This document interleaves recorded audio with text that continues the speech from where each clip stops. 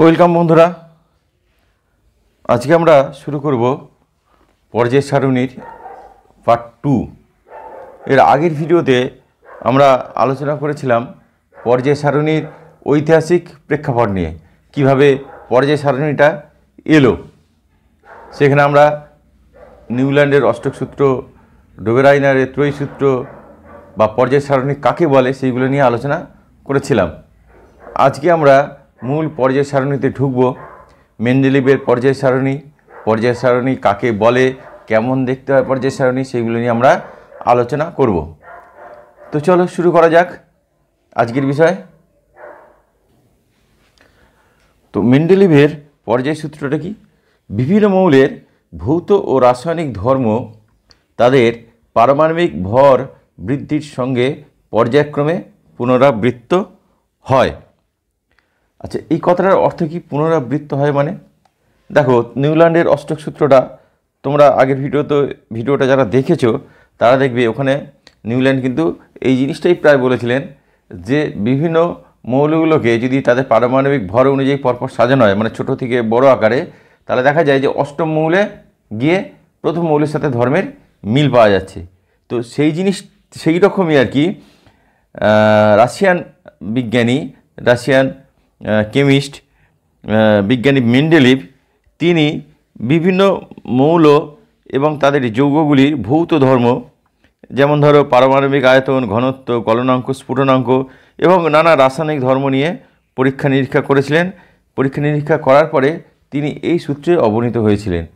তাদেরকে যদি পারমাণবিক ভর বৃদ্ধি অনুযায়ী পরপর সাজানো হয় ছোট থেকে বড় এই আকারে, তাহলে তাদের ভৌত ও রাসায়নিক ধর্মগুলো কী হবে, একটা নির্দিষ্ট সময় পরে আবার ফিরে আসবে, অর্থাৎ পুনরাবৃত্ত হবে।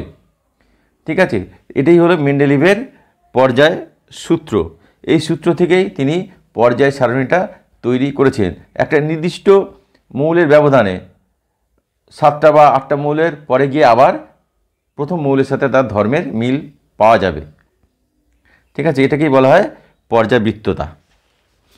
এরপরে যেটা আসবে সেটা হচ্ছে মেন্ডেলিভের পর্যায় সারণী। পর্যায় সারণীটা কি? পর্যায় সূত্রের ভিত্তিতে ক্রমবর্ধমান পারমাণবিক ভর অনুযায়ী পরপর সাজিয়ে কয়েকটি অনুভূমিক সারি ও উল্লম্ব স্তম্ভ বিশিষ্ট যে শ্রেণীবদ্ধ তালিকা পাওয়া যায় তাকে পর্যায় সারণী বলে। অর্থাৎ যে তালিকাটা পাওয়া যায় সেটাকেই, তোমাদের যেমন ক্লাসের রুটিন হয় না, সেরকম যে তালিকা পাওয়া যায় সেটাকেই বলা হয় পর্যায় সারণী। দেখো, এই একটা হলো পর্যায় সারণী, তোমার সামনে আমি নিয়ে এসেছি।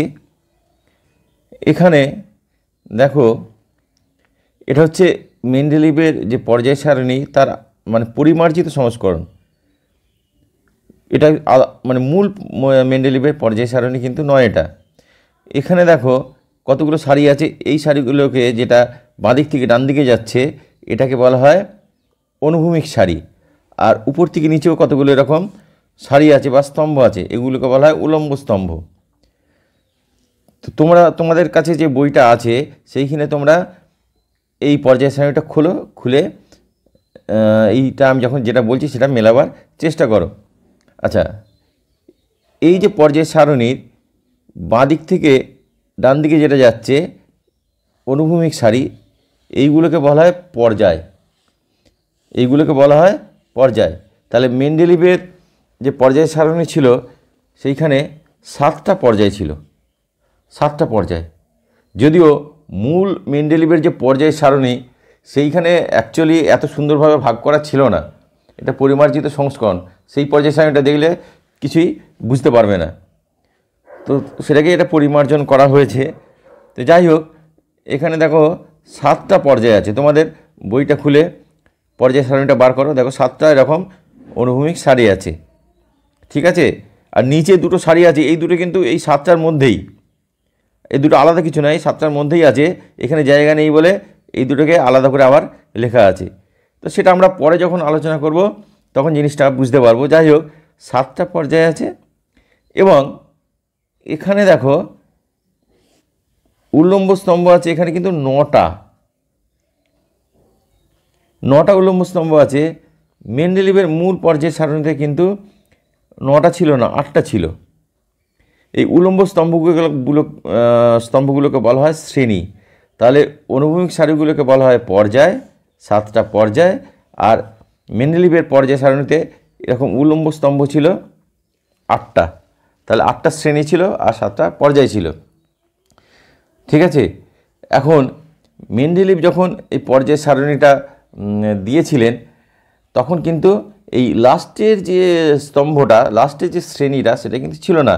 এটা হচ্ছে নিষ্ক্রিয় গ্যাসের শ্রেণী। তখন নিষ্ক্রিয় গ্যাস আবিষ্কৃতই হয়নি। মেন্ডেলিভের সময় 63টা মৌল আবিষ্কার হয়েছিল। তো তার ভিত্তিতে তিনি পর্যায় সারণী করেছিলেন এবং সেখানে 7টি পর্যায় আর 8টি শ্রেণী ছিল।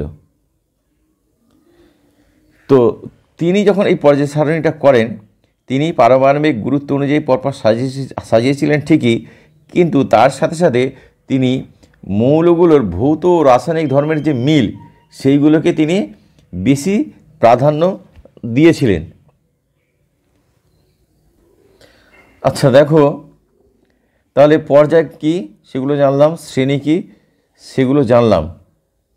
অ্যাকচুয়ালি এই যে শ্রেণী বরাবর যে মৌলগুলো আছে না, তাদের মধ্যে কিন্তু ধর্মের মিল। আর পর্যায়টা কি? পর্যায় হচ্ছে যে পারমাণবিক গুরুত্ব বৃদ্ধির সাথে সাথে পরপর সাজানো। যেমন ধরো, প্রথমেই আছে কি হাইড্রোজেন। হাইড্রোজেনের পারমাণবিক গুরুত্ব দেখো 1.008। তোমাদের বইয়ের এই পর্যায় সারণীটা খুলে দেখো। তারপরে কি হচ্ছে?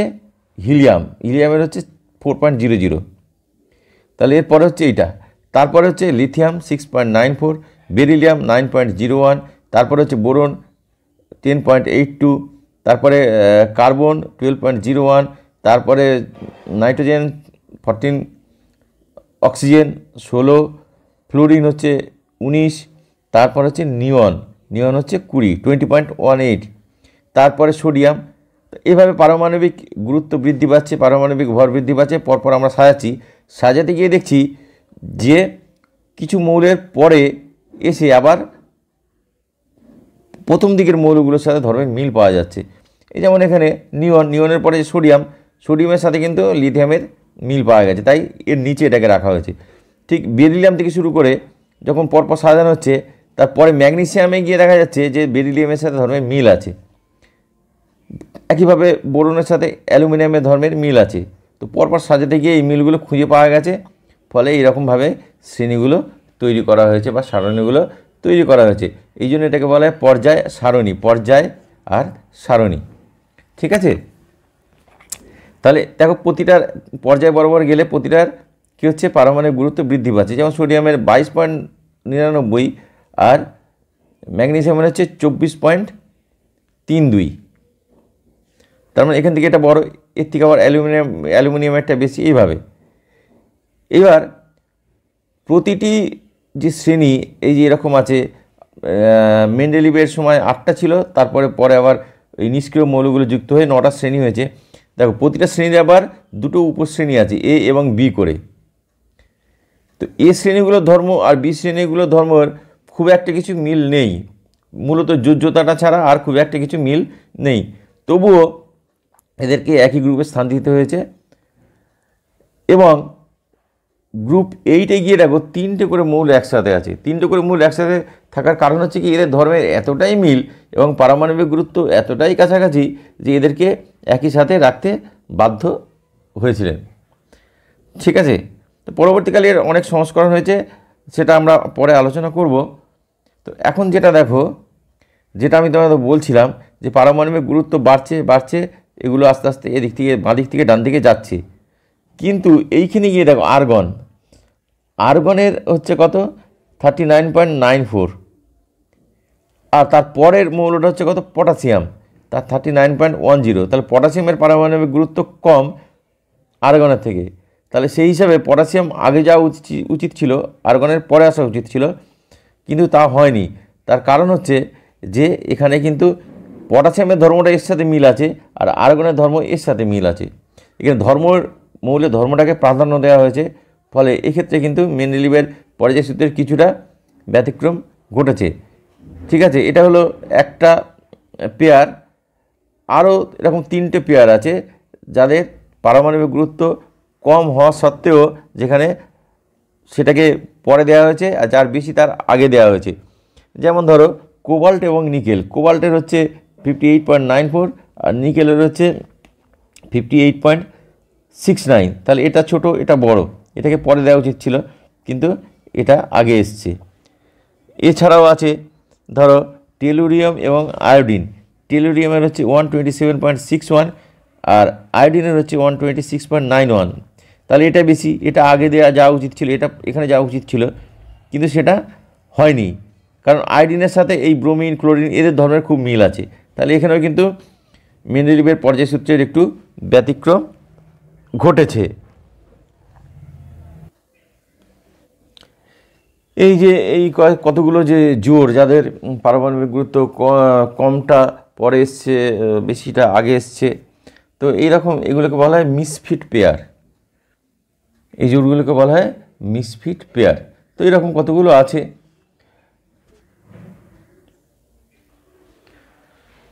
পর্যায় সূত্র অনুসারে মৌলগুলোকে সাজানোর সময় এই মেন্ডেলিভের যে পর্যায় সারণীতে কতগুলো ফাঁকা জায়গা ছিল, সেই মৌলগুলো তখনও পর্যন্ত আবিষ্কৃত হয়নি। বোরন এবং অ্যালুমিনিয়ামের নিচে ফাঁকা জায়গা ছিল, সিলিকনের নিচেও ফাঁকা জায়গা ছিল। এইগুলোর অনাবিষ্কৃত ছিল বলে এইগুলো তিনি একটা ভবিষ্যদ্বাণী করে গিয়েছিলেন যে এই মৌলগুলোর এরকম এরকম ধর্ম হতে পারে। তিনি নাম দিয়েছিলেন একা বোরন, একা অ্যালুমিনিয়াম এবং একা সিলিকন, একা বোরন, একা অ্যালুমিনিয়াম এবং একা সিলিকন। পরবর্তীকালে সেই মৌলগুলো আবিষ্কৃত হয়েছে এবং অদ্ভুতভাবে মেন্ডেলিভের যে ভবিষ্যদ্বাণী তার সাথে কিন্তু মিলেও গিয়েছে। পরবর্তীকালে যে মৌলগুলো আবিষ্কৃত হয়েছে সেগুলোর নাম হলো স্ক্যান্ডিয়াম, গ্যালিয়াম এবং জার্মেনিয়াম। তো বন্ধুরা, এই ভিডিওটা আর বেশি আজকে বড় করব না, তোমাদের ছোটো ছোটো আকারেই ভিডিওটা দেব, তোমরা যাতে করে অল্প অল্প করে পড়ে তোমাদের জিনিসটা মাথার মধ্যে ঢোকাতে পারো। তো তোমরা বইটা পড়বে, মেন্ডেলিভের পর্যায় সারণীটা পড়বে, পড়ে এটা বোঝার চেষ্টা করবে। ঠিক আছে? আশা করি তোমাদের যেভাবে আমি বলেছি তোমাদের বুঝতে খুব একটা অসুবিধা হওয়ার কথা নয়। পরের ভিডিওতে আমরা মেন্ডেলিভের যে পর্যায় সারণীর আধুনিক রূপ যেটা, সেটা আমরা আলোচনা করব। ঠিক আছে? তাহলে আজকে এই পর্যন্তই থাক। আর তোমাদেরকে বলবো যারা এখনও এই ভিডিওটা আমার এই চ্যানেলটাকে সাবস্ক্রাইব করোনি, সাবস্ক্রাইব অবশ্যই করবে যাতে করে নতুন ভিডিও আপলোড হলেই তোমাদের কাছে নোটিফিকেশান চলে যায়। আর যদি ভিডিও ভালো লাগে তাহলে তোমরা লাইক করো, শেয়ার করো, আর কোথাও কোনো অসুবিধা হলে বা কিছু জানার থাকলে বা কিছু বলার থাকলে তোমরা কমেন্ট করে জানিও।